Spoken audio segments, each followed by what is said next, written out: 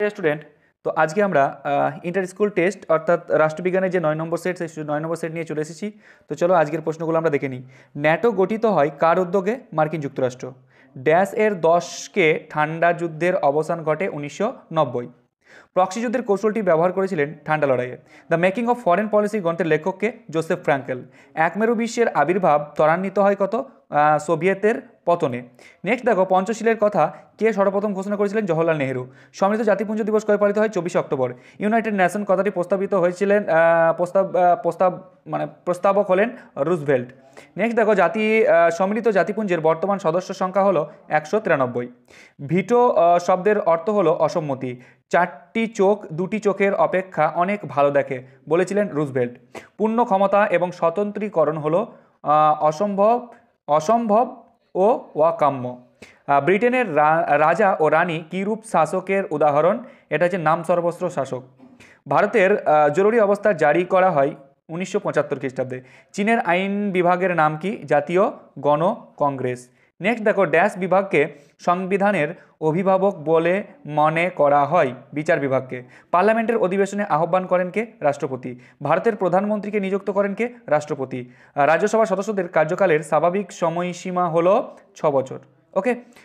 কেন্দ্রীয় মন্ত্রিসভার দায়িত্বশীল থাকে লোকসভার কাছে। জেলা পরিষদের প্রধান হলেন সভাধিপতি। পঞ্চায়েত সমিতির সদস্যরা কত বছরের জন্য নির্বাচিত হন? 5 বছরের জন্য। পশ্চিমবঙ্গের পৌর আইনের প্রণীত হয় 1994 খ্রিস্টাব্দে। পৌরসভার প্রধান কার্যনির্বাহী হলেন কে? চেয়ারম্যান। তো এই ছিল আমাদের এমসিকিউ। চলো এবার আমরা এসিকিউগুলো করে নিই। তো ফার্স্ট কোশ্চেন দেখো, ফার্স্ট বলেছে ঠান্ডা লড়াইয়ের বিপরীত অবস্থার নাম কি? তো দেতাত হলো ঠান্ডা লড়াইয়ের বিপরীত অবস্থান। নেক্সট কোশ্চেন দেখো, নেক্সট বলেছে কাদের ঘোষণায় ঠান্ডা লড়াইয়ের অবসান ঘটে? তো একটা হচ্ছে গোরবাচেভ এবং জর্জ বুশ, এদের ঘোষণায় কিন্তু কি হয়েছিল? ঠান্ডা লড়াইয়ের অবসান ঘটেছিল। নেক্সট কোশ্চেন দেখো, নেক্সট বলেছে এনপিটি কথাটির পূর্ণ নাম কি? নিউক্লিয়ার নন পলিপ্রেশন ট্রিটি। ওকে। নেক্সট দেখো, নেক্সট কোয়েশ্চেন হচ্ছে পঞ্চশীল নীতি কে প্রথম ঘোষণা করেছিলেন? তো পঞ্চশীল নীতি প্রথম ঘোষণা করেছিলেন জওহরলাল নেহেরু। নেক্সট কোয়েশ্চেন কি আছে? নেক্সট বলছে the making of foreign policy গ্রন্থটি কার লেখা? Joseph Frankel. নেক্সট কোয়েশ্চেন দেখো, নেক্সট বলেছে ভারতের বৈদেশিক নীতির মর্মবস্তু কি? তো ভারতের বৈদেশিক নীতির মর্মবস্তু দেখো, এখানে জাতীয় স্বার্থ সংরক্ষণ, বিশ্ব শান্তি অর্জন, আঞ্চলিক স্থিতিশীলতা বজায় রাখা, অর্থনৈতিক উন্নয়ন, যে কোনো একটা দিলেই হবে। চলো নেক্সট কোশ্চেন বলেছে যে সার্ক কবে গঠিত হয়? তো south Asian association for regional cooperation founded, এটা হয়েছিল কত? 1985 সালে 8ই ডিসেম্বর। ঠিক আছে, ঢাকা, বাংলাদেশে। চলো নেক্সট কোশ্চেন দেখো, নেক্সট কোশ্চেন বলছে সিমলা চুক্তি কাদের মধ্যে স্বাক্ষরিত হয়? 1972 খ্রিস্টাব্দে ভারত ও পাকিস্তানের মধ্যে সিমলা চুক্তি স্বাক্ষরিত হয়। নেক্সট কোশ্চেন বলছে সম্মিলিত জাতিপুঞ্জের শব্দটি প্রথম ব্যবহার করেছিলেন কে? তো রুজভেল্ট, মনে রাখবে রুজভেল্ট। নেক্সট কোশ্চেন দেখো, নেক্সট বলেছে নিরাপত্তা পরিষদের 5টি স্থায়ী সদস্যের রাষ্ট্রের নাম কি? মার্কিন যুক্তরাষ্ট্র, গ্রেট ব্রিটেন, ফ্রান্স, রাশিয়া এবং গণপ্রজাতান্ত্রিক চীন। নেক্সট কোশ্চেন দেখো, নেক্সট বলেছে শান্তির জন্য সম্মিলিত হওয়ার প্রস্তাবটি কোন সালে গৃহীত হয়? তো 1950 সালে 3 নভেম্বর গৃহীত হয়। চলো নেক্সট কোশ্চেন দেখো, নেক্সট বলছে আন্তর্জাতিক আদালত কোথায় অবস্থিত? নেদারল্যান্ডের হেগ শহরে। নেক্সট কোশ্চেন, নেক্সট বলেছে আন্তর্জাতিক বিচার আদালতের সদস্য সংখ্যা কত? না 15 জন। ওকে। তারপরে নেক্সট কোশ্চেন দেখো, জাতিপুঞ্জের একটা কোশ্চেন একটু আমরা ছেড়ে গেছি, যাই হোক একটু আগে চলে যাই, দাঁড়াও 1 মিনিট। নিরাপত্তা পরিষদ হয়ে গেল। এর আগে যে কোশ্চেনটা রুজভেল্ট বললাম, হ্যাঁ, সাধারণ সভার বার্ষিক অধিবেশন কবে বসে? তো এটা মনে রাখবে সেপ্টেম্বর মাস। ঠিক আছে, সেপ্টেম্বর মাস, প্রতি বছর সেপ্টেম্বর মাসের 3য় মঙ্গলবার। ওকে, এটা মনে রাখবে। চলো তারপরে আমরা কি করলাম? নিরাপত্তা পরিষদের 5টি সদস্য হলো। নেক্সট কোশ্চেন দেখো, নেক্সট বলছে শান্তির জন্য প্রস্তাবটি বললাম 1950। তারপরে দেখো আন্তর্জাতিক আদালত কোথায় অবস্থিত? নেদারল্যান্ডের হেগ শহরে।